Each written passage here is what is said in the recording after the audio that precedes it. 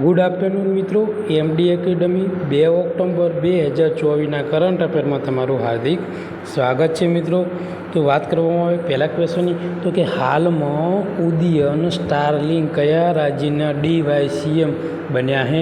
તો મિત્રો યાદ રાખજો, તમિલનાડુના મિત્રો તેઓ ત્રીજા નાયબ મુખ્યમંત્રી તરીકે તેમની નિયુક્તિ થઈ છે, ઉદયન સ્ટારલિંક મિત્રો। આગળ વાત કરવામાં આવે મિત્રો, તો તમિલનાડુને કયા કયા રાજ્યની સરહદ અડે છે? તો તમિલનાડુને કેરલા, કર્ણાટક અને મિત્રો આંધ્રપ્રદેશની રાજધાની અડે છે મિત્રો। આ ઉપરાંત મિત્રો વાત કરવામાં આવે તો જો આ મિત્રો રહ્યું ને પોંડિચેરી અહીંયા આવેલું છે મિત્રો, એટલે યાદ રાખજો મિત્રો કયા કયા રાજ્યની એને સરહદ અડે છે મિત્રો।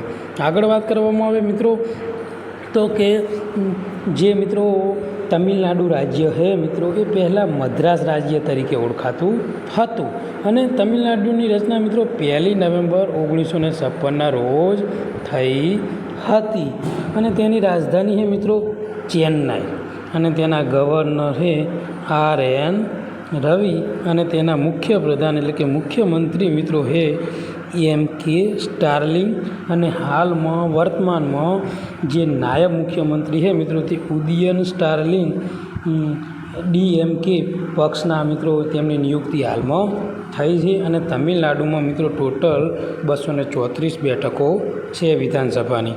આગળ વાત કરવામાં આવે કે વિશ્વ અહિંસા દિવસ ક્યારે ઉજવવામાં આવે? વિશ્વ અહિંસા દિવસ મિત્રો 2 ઓક્ટોબરના દિવસે ઉજવવામાં આવે છે મિત્રો। તો વાત કરવામાં આવે 1 ઓક્ટોબર, તો 1 ઓક્ટોબર શું છે મિત્રો? તો વિશ્વ શાકાહારી દિવસ મિત્રો, ઉપરાંત રાષ્ટ્રીય સ્વૈચ્છિક રક્તદાન દિવસ મિત્રો। આ બંને દિવસ રહ્યા ને 1 ઓક્ટોબરના દિવસે ઉજવવામાં આવે છે।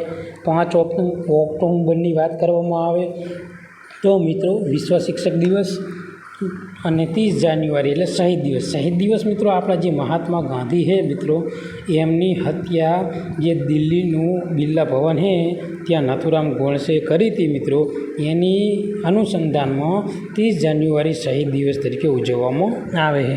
વાત કરવામાં આવે મિત્રો કે વિશ્વ અહિંસા દિવસ, બરાબર, તો વિશ્વ અહિંસા દિવસ છે ને મિત્રો આપણે જે મહાત્મા ગાંધી છે ને એના જન્મદિવસના દિવસે આ દિવસને ઉજવવામાં આવે મિત્રો, કે એમની જન્મ જયંતિ છે એના નિમિત્તે મિત્રો અહીં આંતરરાષ્ટ્રીય અહિંસા દિવસની ઉજવણી કરવામાં આવે છે મિત્રો।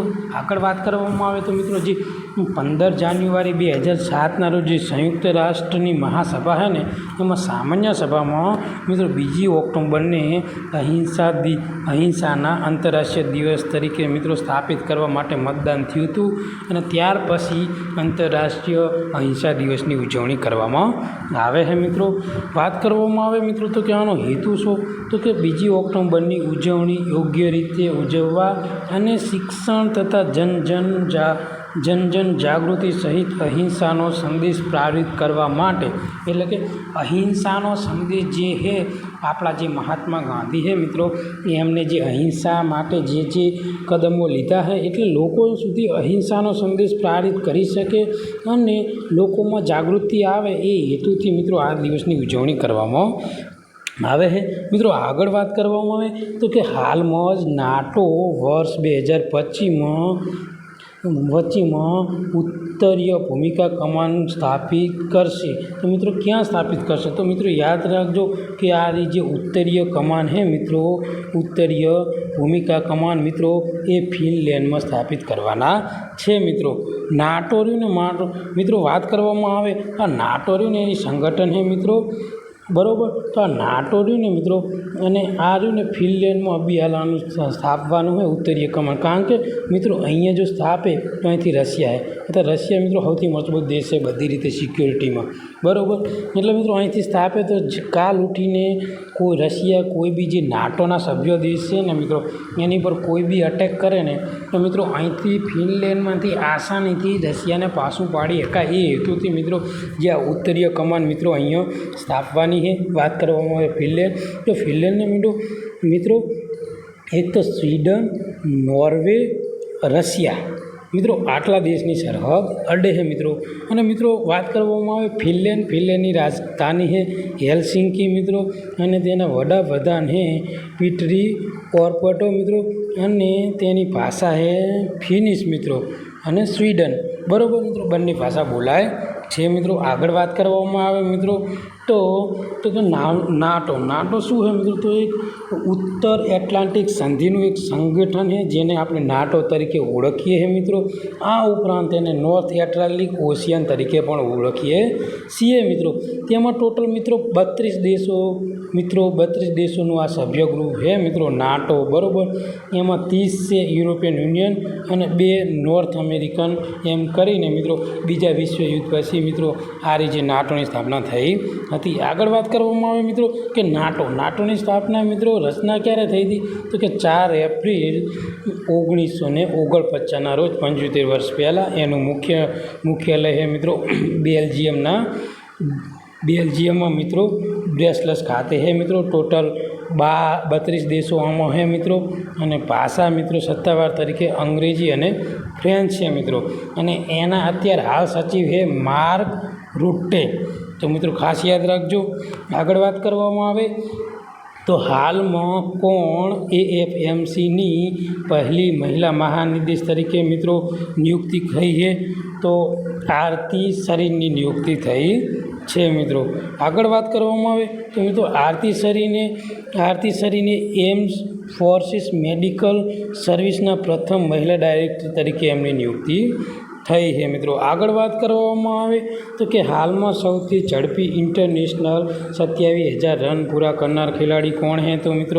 તો મિત્રો વિરાટ કોહલી. કોણ છે? વિરાટ કોહલી મિત્રો છે મિત્રો. યાદ રાખજો, વિરાટ કોહલીએ હાલ 27,000 રન પૂરા કર્યા છે મિત્રો. તો મિત્રો આ સિદ્ધિ એને બાંગ્લાદેશ સામે ટેસ્ટ ક્રિકેટ રમતા હાસિલ કરી છે મિત્રો. ટોટલ વિરાટ કોહલીના મિત્રો રનની વાત કરવામાં આવે તો 27,000 મિત્રો છે.